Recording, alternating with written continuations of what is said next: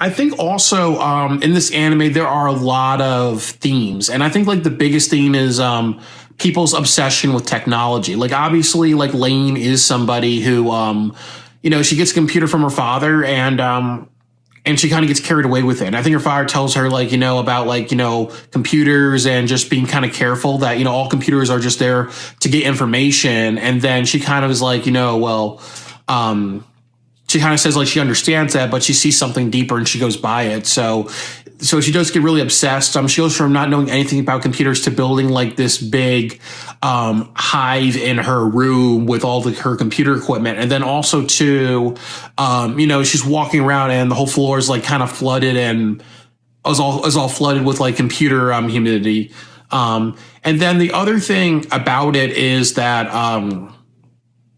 she spends a lot of time on her computer. She goes from being a good student to just, being obsessed in the virtual world. Obviously not seeing reality, our reality and virtual reality. I think, so that's another theme. So that's one of the big themes of obsession. I think another theme that I would love to talk about is loneliness and family. Like, I think that, it's kind of sad realizing that, her father's not really her father, even though her father says, I'm not really your father, but I do at least love you. And somebody says that to her the exact same way. And then also like, her father he kind of like more like, is that father too that would just like peer into the door, sees what his daughter is doing, not being creepy, Michael Jackson type of thing, just, in general. And then just walks away. So there's a lot of just, children being left on their own. And then also too, like she goes out to the Siberia nightclub, and then, there is a shooting. Nobody's there for her. Her sister does have a mental breakdown. I think it's because her boyfriend breaks up with her or something like that. So in some scenes, her sister's like, just doing telephone talk to herself while her parents are like, making out and just feeling each other up in another room. So there is a huge sense of parents not being responsible. And I'm also watching the series again. So I'm on episode 9. I believe the last episode when I watched it is like her and her sister kind of like, hugging or getting together. So I do think that I love the sense of love and family love within this anime because, it talks about what the lack of love does to somebody, and then also the lack of friends does to somebody. And sometimes people become so succumbed in virtual reality. Sometimes people like, computer, social media, or sometimes people get so succumbed in depression that they it just makes it worse, and they become more delusional when actually they just need a little bit of love to kind of help them get out of it, and that could just be from a family member. The next thing that I would talk about is that I think this anime does do a good job at talking about mental illness and how like people can become mentally ill. Obviously, Lain is dealing from a suicide, and so are her classmates. She deals with loneliness a lot. Obviously, she is talked to by different like conspiracy theorists about what's going on with her, and they kind of say like there is a being in the virtual world that is Lain, and there's Lain in the virtual world, and there's Lain in the real world. And I think that obviously it does make her very, very delusional. Like, okay, and she's also like looking at her hands, and sometimes she has like hallucinations or daydreams of, the world being destroyed, or people turning into like glitches, or people turning into, ghosts or stuff like that. And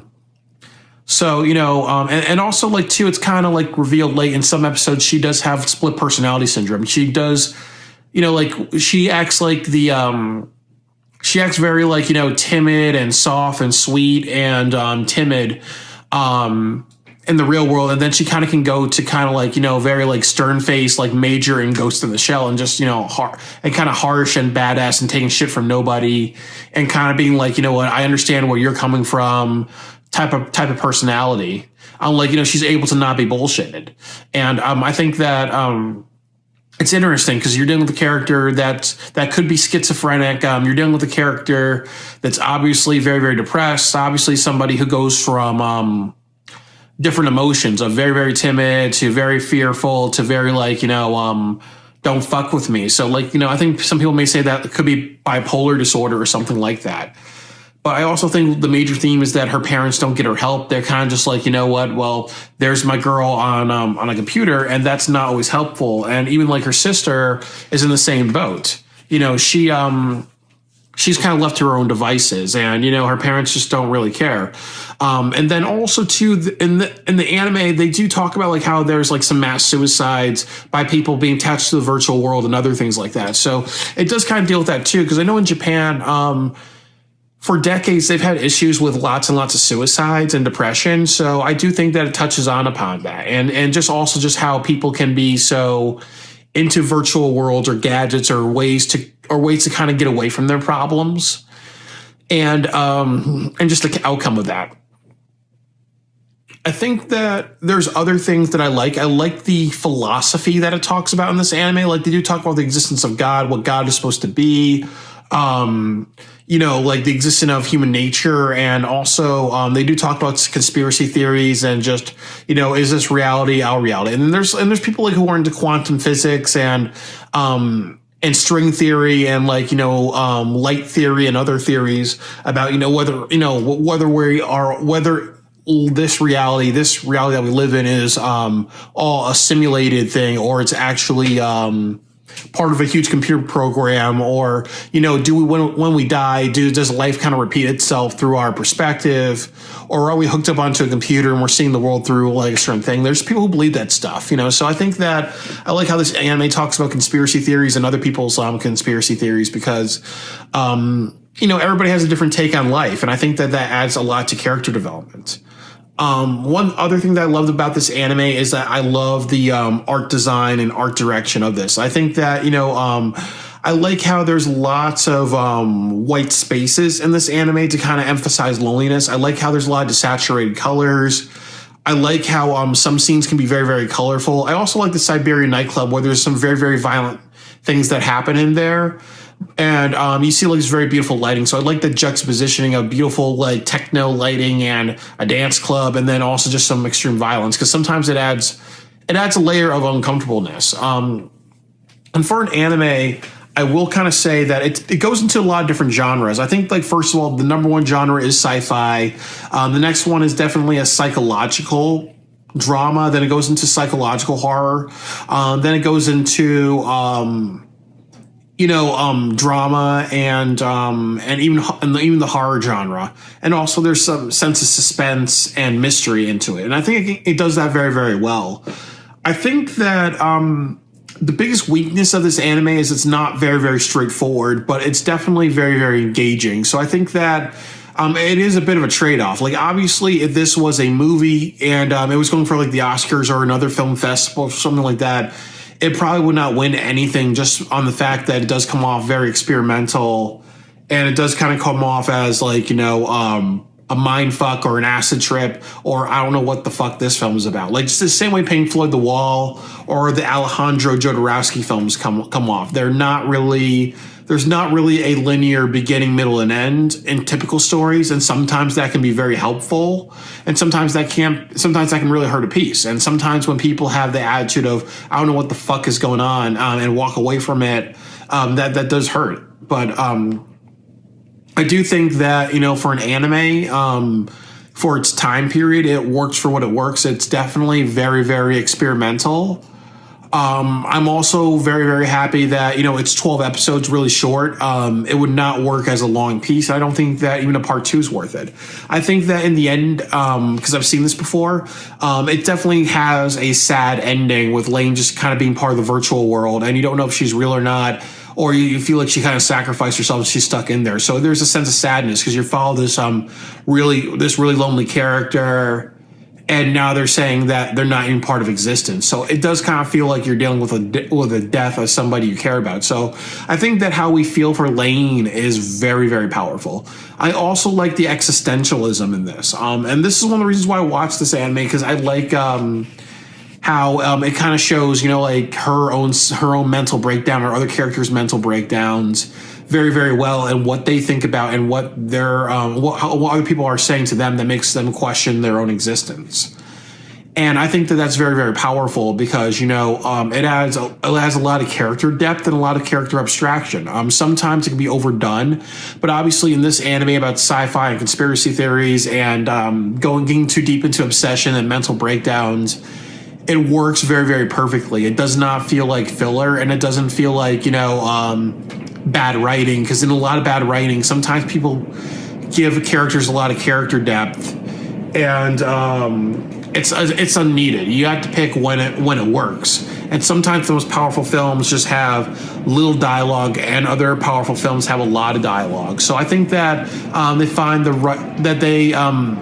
right story that they want to tell with this anime. And I also kind of think that how we feel for Lain's character is very powerful, and then also just other ideas within this anime. I think that it's one of those animes too that I watched it I watched it like 9 years ago, and I watched this like about 10 years ago. I was dealing with a lot of depression at the time, and it was one of those animes that I watched and I got kind of high on it because I was lonely, sad, and depressed, and I saw a character who was lonely, sad, and depressed. And I think that's why it resonates with a lot of people back in the 90s, because that was kind of before when people were openly talking about their problems. This is 1999, so 2 years later was September 11th. Obviously, YouTube came out a few years later, so there was, and obviously in Japan, people were succumbed by social media. So obviously, it really touches upon a lot of feelings people had, and also there are some episodes too where there's bullying, and then there is people being included in social groups, and there's people being knocked out of social groups. So I do think that the theme of isolation is done very well, but also people wanting to break their isolation, or wanting to have friends, and wanting to feel loved. And then also just, being denied that, or just, living their life where they just kind of feel like that's not in the cards for them and whatever. So, it's a very, very beautiful anime. And I also just think that, it's worth watching. I think nowadays, I'm older and wiser. So when I look at this anime, I really, really see something that I can kind of watch and say, it's a very, very cerebral piece of writing. It's definitely very, very thought-provoking. It's definitely abstract to a point that you can make your own conclusions, and it engages you enough with the characters, with the action that happens in it, that it doesn't feel like a bunch of bullshit. Obviously, people talk about animes like, Noir or Madlax, the Beat Train animes, and they kind of talk about how there's a lot of symbolism in those animes, or there's a lot of times characters speak in a very, very philosophical way, and you're kind of like, huh? And they don't do it that well. But I think in this anime, they do it perfectly because there's enough that engages you.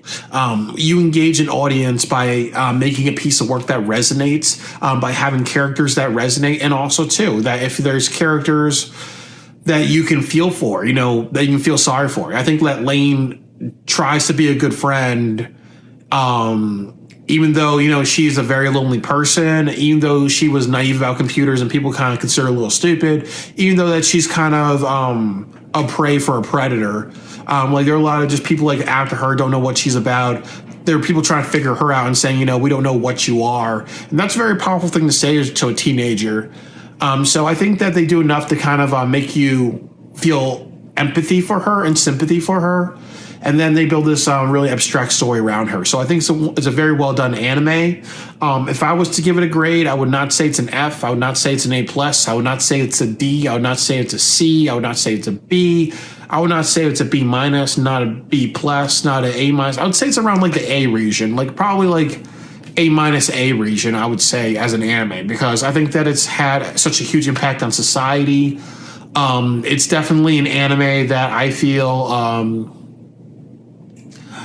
is very, very important. It's very prophetic to see how we're in the virtual world now. And there's a lot of themes from 1999 predicted in this anime that we see now in 2021.